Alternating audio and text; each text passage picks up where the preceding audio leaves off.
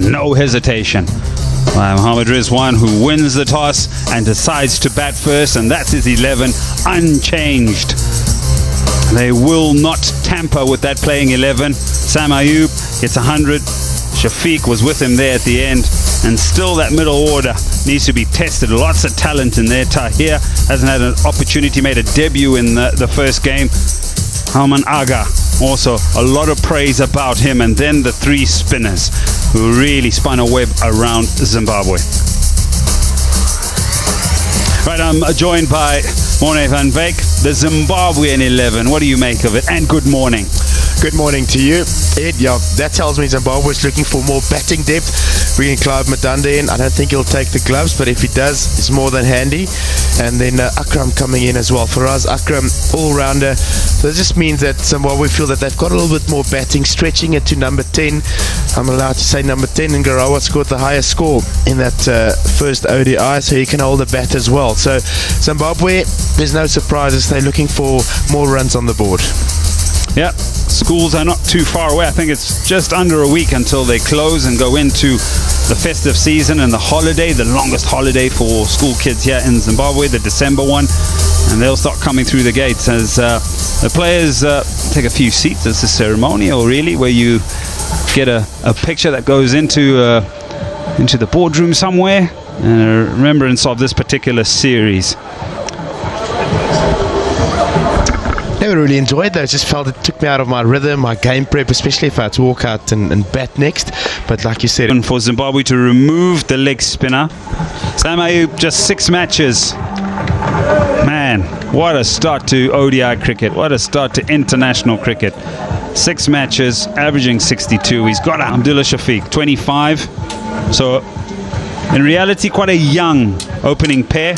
18 matches, he's got 100 already, and 550s. Also very decent strike rate in ODI cricket, but from an opening perspective you probably want to up it a bit more and be a bit more challenging too.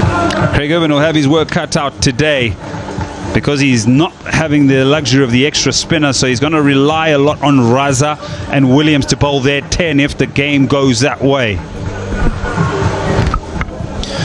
It's going to be a big part of this morning, just to have a look at the surface, the brain trust that we've seen there.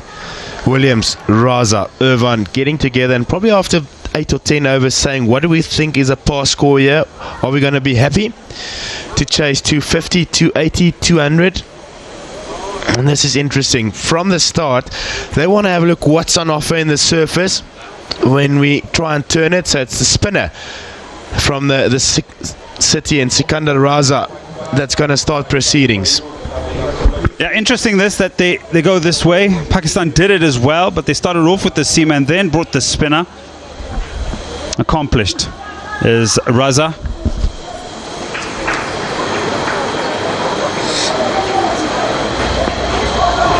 Good. And so here we go. The decider. Southwest Zimbabwe, Bulawayo Queen's Sports Club.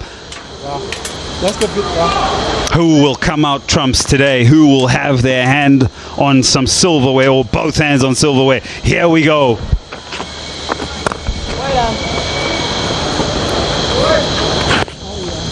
We'll break it down for Zimbabwe. I think it is a must win. I think it's a big... Some runs. Thick inside edge. Akram will do the fielding. It'll just be 2. Easier question to answer once we see if Raza takes a second over as well. It could just be that the captain wanted to have a look at the surface. Playing on the up on the drive. Not there. No. Oh, don't bowl there. That's the first boundary of the day. You're under pressure, Ed. But I agree with you. It's straight bat shot is where you want Ayub to play. Anything on their legs is accomplished, effortless, lots of time to put that away to the leg side.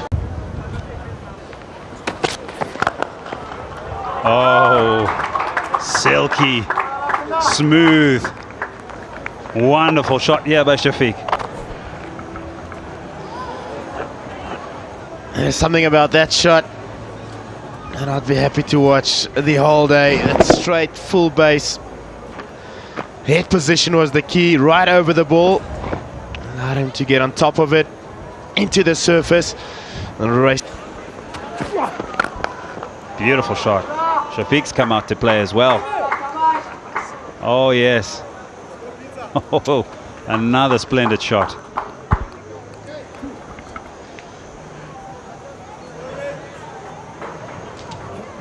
Well, he's played a couple of these so far this morning.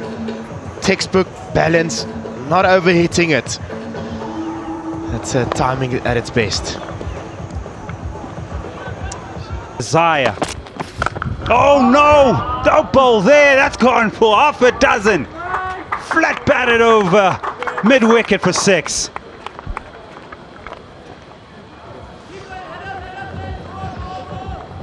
It's authority, not really sure. It's at back of a length, hip height. Tracer bullet finding its way to the boundary.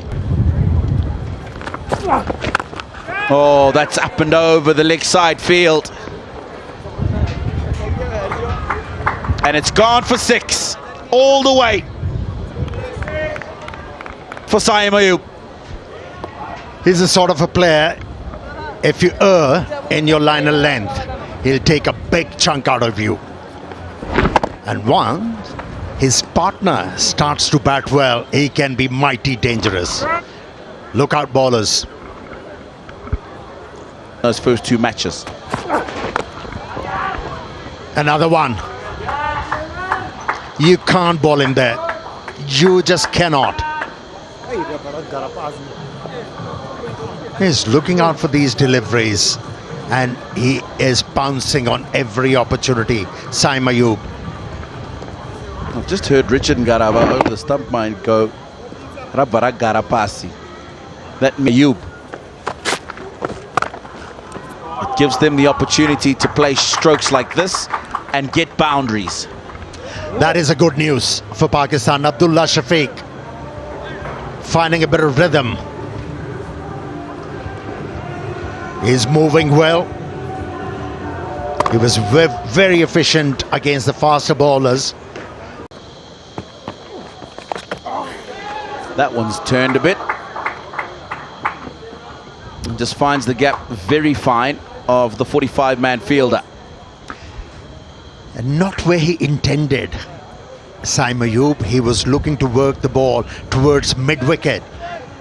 And the point you alluded to, there was a hint to turn for the left armour, hence inside edge. Oh, what a pickup. But straight down the throat of Clive Madande. It looked like he was going all the way when he came off the bat. But alas. Well, he is definitely picked up. I got complete where the fielder was. Timed it pretty well to have the ball carrying to that fielder. Placed a deep square leg. Missed out on a big one. Saim Ayub walks back dejectedly for 31. It's 58 for 1. A little bit of slowness. It's gone straight up. And it's going to clear along mid-off and a boundary for Shafiq Abdallah.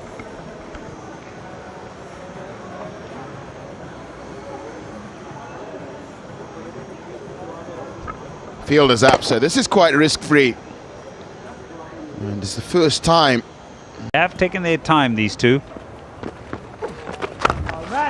In the air, but enough air to get right over the boundary for 6. So now shaking the shackles are Ghulam and Shafiq. Let's go, Willie. Really wonderful use of the feet here. Gets deep into the crease. And no fielder back there, so that's a safe shot. And Sean Williams knows that he's guilty of an error there. That one just... That is a beautiful, beautiful deft touch. effortless, really, just using the pace.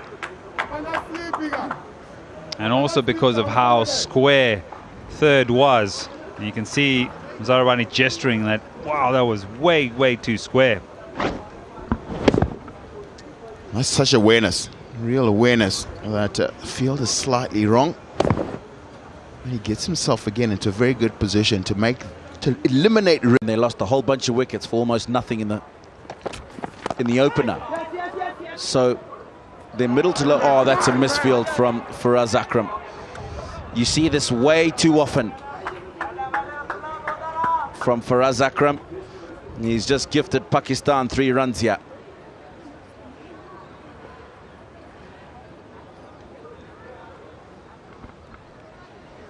Punch shot, leg side. He had to move a little bit to his right. Just lost his footing there, lost connection to the ball. Be disappointed with that. Straight to his ear from you. But that is the right thing to do. 50 up for Shafiq, 67 balls. His 6th in ODI colours for Pakistan. Textbook innings by Shafiq. Classic opener, laying a foundation. Taking care of the power play and now extending his innings to the halfway mark of the innings. Just giving the opportunity to batters from Pakistan to bat around him. Been a good tempo to his innings as well.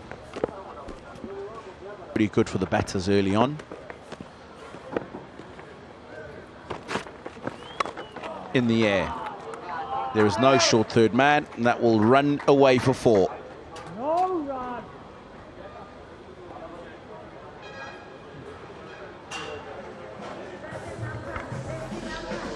And the 50 partnership between Ghulam and Shafiq. Ghulam's never going to miss out on this. That looks pretty good. Sikandar Raza gets the breakthrough for Zimbabwe. They batted so well up until this stage. Error in judgment from Abdullah Shafiq.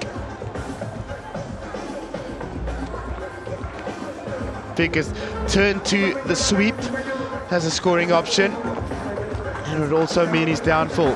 He's got to go back to 50. It's Pakistan 112 for 2.